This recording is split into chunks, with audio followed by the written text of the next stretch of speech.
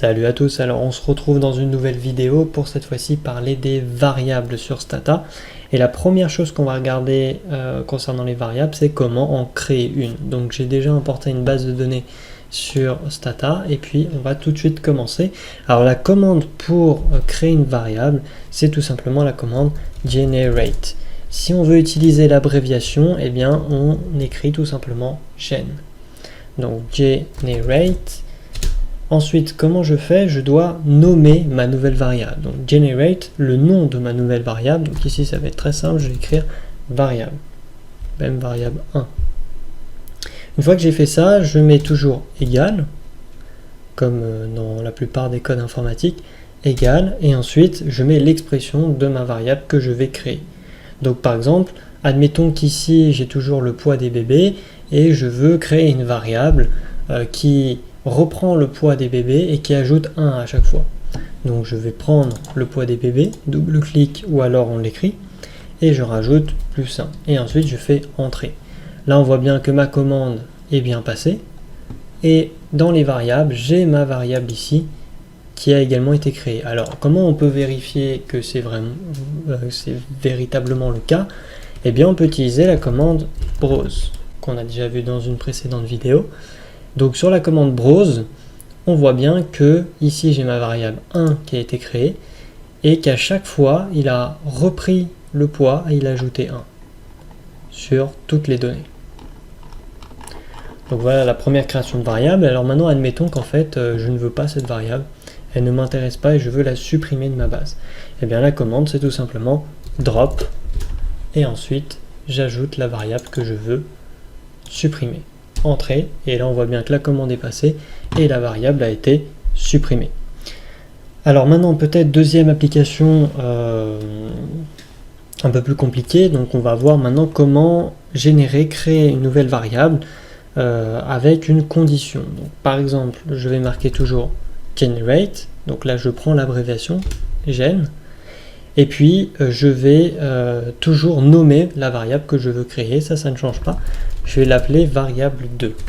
Ensuite, je fais égal. Et ensuite, à partir de là, admettons que je veux une variable qui va référencer à chaque fois le nombre de cigarettes fumées par la personne, mais que à partir de 5.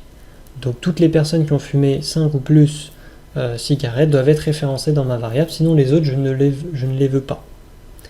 Donc, ça peut être une application qui est possible. Donc, je mets ma commande generate. Je nomme ma nouvelle variable, égale, et là je dois marquer justement l'expression.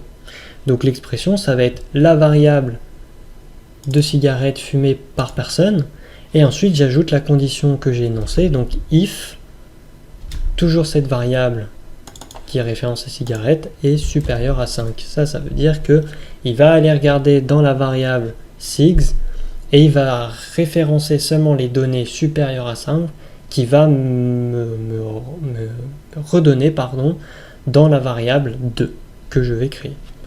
Je fais entrer et on voit bien que ma commande est passée. Alors là, il m'indique qu'il y a des valeurs manquantes qui ont été créées, ce qui est tout à fait normal dans ce cas-là. Alors comment on peut vérifier qu'elle a vraiment été créée et voir également ces valeurs manquantes? Toujours avec la commande browse. Là, on voit bien que ma commande a été créée, ma variable a été créée. Elle marche bien parce que par exemple ici dans SIGS j'étais à 6 donc il me référence SIGS, ici j'étais à 0 donc il ne me référence pas et justement il me dit qu'il y a des valeurs manquantes. Alors pour lui les valeurs manquantes c'est référencé par des points et en fait c'est normal qu'il y ait des valeurs manquantes parce que c'est moi qui ai exclu des choses avec ma condition. Mais on voit bien que sinon dès que c'est supérieur à 5 il a référencé dans la variable 2 ce que je lui ai demandé. Donc voilà une deuxième application qu'on peut faire par exemple. Alors on peut faire énormément de choses sur Stata avec les conditions. Il est possible que je fasse une vidéo seulement sur les conditions pour voir un peu comment ça fonctionne, mais globalement c'est comme n'importe quel langage informatique. Maintenant ce que je vous propose c'est de découper en classe une certaine variable et on va voir à quoi ça peut nous servir de créer des classes et de rentrer les valeurs d'une variable dans différentes classes. Donc je vais faire la commande clear, je vais virer ma base de données, j'importe ma nouvelle base de données, ouvrir, Et à partir de là, je vais vouloir, par exemple, à terme, donc on va pas le voir dans cette vidéo, mais je vais quand même vous esquisser un peu la méthode. Je voudrais réaliser un test du Ki2 en fait sur différentes variables pour voir ce qui se passe. Et en fait, les variables qui vont m'intéresser, c'est le PIB par habitant et l'accès maritime. Alors, si on regarde un peu nos données, qu'est-ce qu'on va avoir? On va avoir le PIB par habitant, donc qui est on a plusieurs valeurs numériques avec plusieurs virgules, etc. Donc ça va être un gros tableau comme on va le voir. Et accès maritime, où là on voit bien que c'est oui ou non à chaque fois. Donc ça, c'est pas ça qui va nous gêner. Alors pourquoi j'ai dit que ça va être problématique pour PIB par habitant? Eh bien, si on tape un tableau de contingence des variables, donc par exemple si je tape la commande tabulate qui va me permettre d'avoir un tableau de contingence de mes variables entre PIB par habitant et accès maritime, je fais entrer. Là, on voit bien que mon tableau, il ne va pas du tout en fait. Il y a beaucoup trop de valeurs sur le PIB par habitant. Et moi, ce que j'aimerais, c'est justement prendre ces valeurs et les découper en 4 classes pour ensuite réaliser un test du Ki2. Alors, quelle est la commande qui va me permettre de découper en 4 classes ma variable PIB par habitant? Eh bien, c'est la suivante. On écrit iGenerate ou iGen. Ensuite, je dois créer un nouveau nom d'une variable qui va me permettre de stocker les différentes classes. Donc, je vais marquer par exemple classe et ensuite je vais mettre PIB par habitant. Une fois que j'ai fait ça, je fais égal cut. Là, je dois rentrer la variable que je dois couper, donc PIB par habitant. Je ferme la parenthèse et ensuite je fais groupe. Et ensuite je mets 4 parce que je veux 4 classes. Groupe for. Alors il a pas aimé que je sélectionne, que je reprenne en fait le PIB par habitant. Donc je vais l'appeler par exemple classe PIB. Et j'exécute. Et là on voit bien que la commande est bien passée. Ma nouvelle variable est ici et je vais pouvoir la réutiliser pour faire mon test du Ki2. Donc comment ça fonctionne?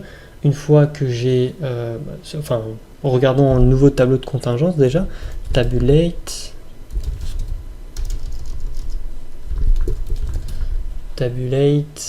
classe PIB accès maritime, entrée. On voit bien que déjà mon tableau de contingence a changé. Avant il était totalement, on va dire, illisible.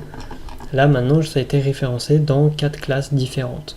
Alors maintenant, si je veux faire mon test du Ki2, j'ai juste à reprendre cette commande et ajouter l'option à la fin Ki2. Et là il me donne directement la statistique du Ki2. Alors je ne vais pas rentrer dans l'analyse du test du Ki2 dans cette vidéo parce qu'il y aura une vidéo qui sera totalement consacrée à un test du Ki2 via un exemple pour tout comprendre de A à Z.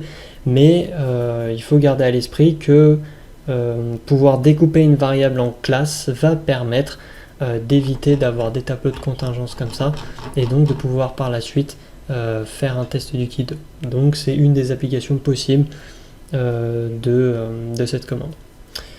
Voilà, c'est tout pour cette vidéo, donc j'espère qu'elle vous aura plu. Nous on va se retrouver dans la prochaine vidéo pour parler des corrélations et on va également parler des biais statistiques. En attendant, je vous dis amusez-vous bien et ciao à tous.